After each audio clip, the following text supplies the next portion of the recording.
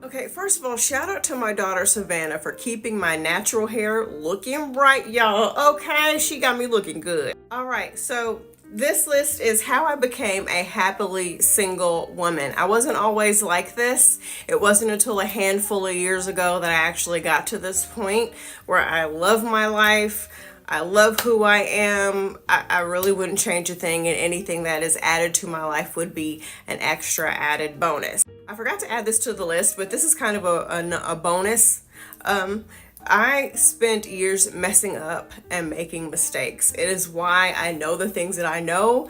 I didn't have to go to college to learn these things. I don't have any special certifications or degrees. I just have a lot of fucking life experiences.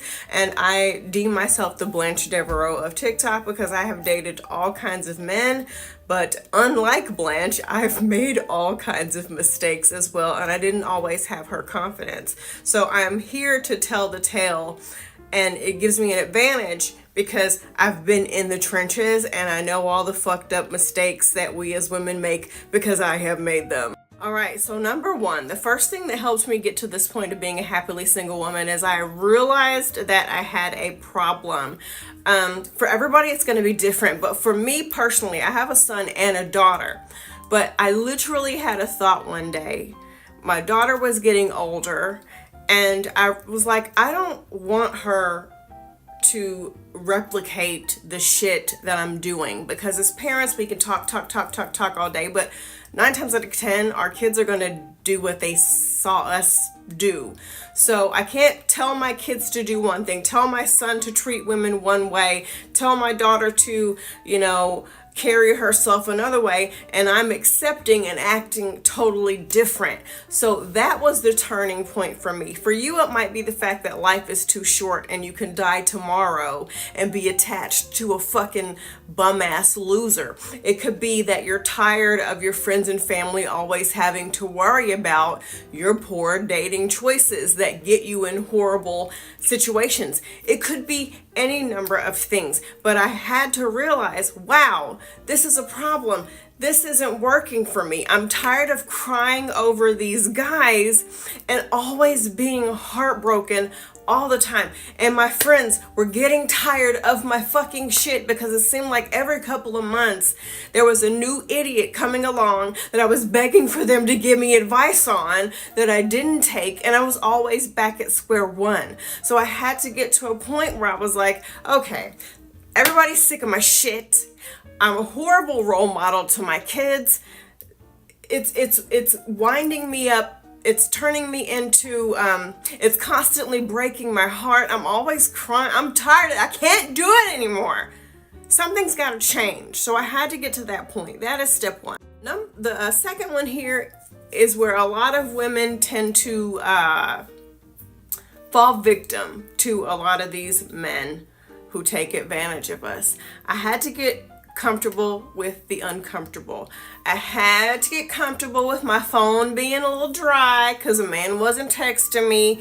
I had to get a little uncomfortable seeing all my friends with these boyfriends and getting engaged and getting married. I had to be uncomfortable with my Friday and Saturday nights, with me just being entertained by the Golden Girls and my own thoughts. I had to be comfortable with it just being me. I had to get comfortable with that. A lot of people are getting into relationships because they simply cannot be alone. And for years, once I got to that point, I could go to the movies by myself. I can go out to eat by myself. I went to Ireland by myself.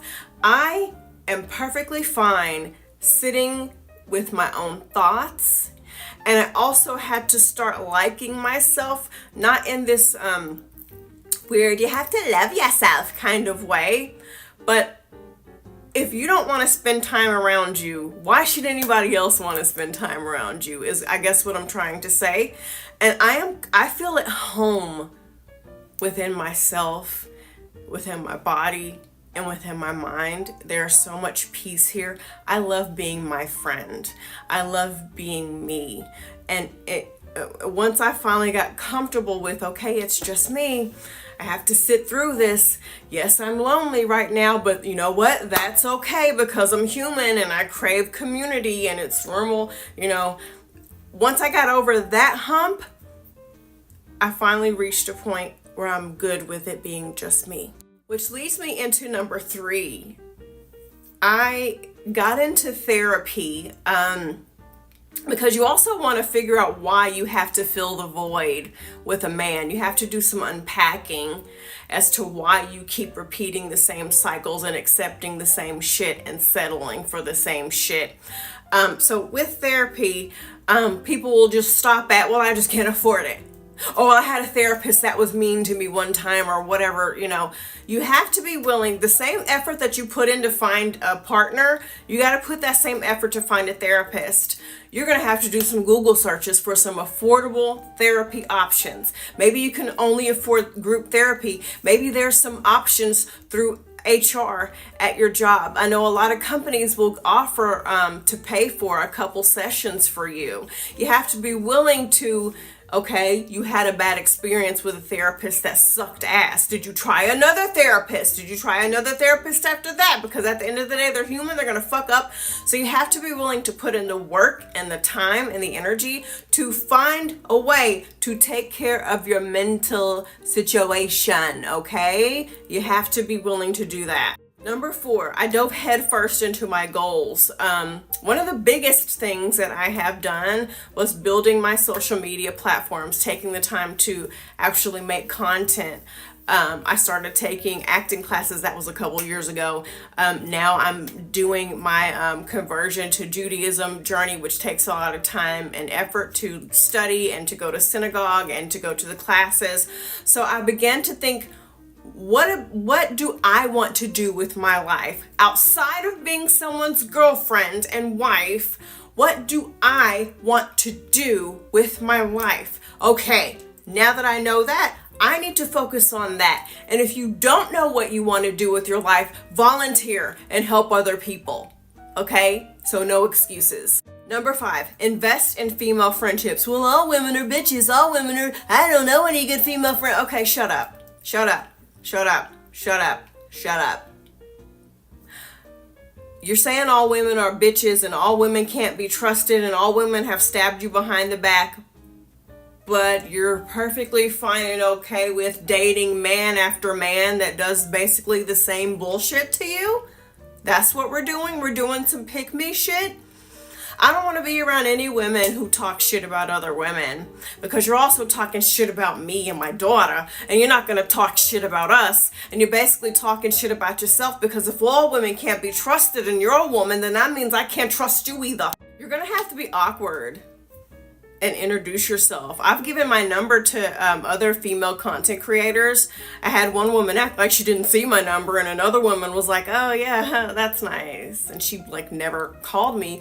But on the flip side of that, I've also connected with some amazing content creators who have really become my friends outside of the app, all from me being awkward and introducing myself and saying, hey, you seem like a cool person, let's be friends.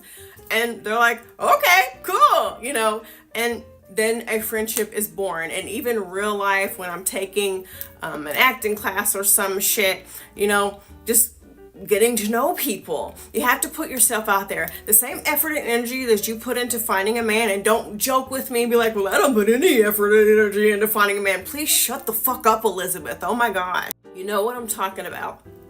You have to put the effort in to building your community of women. So I'm not going to ramble any more than I already have. I'm going to have to make this a part 2. See you then.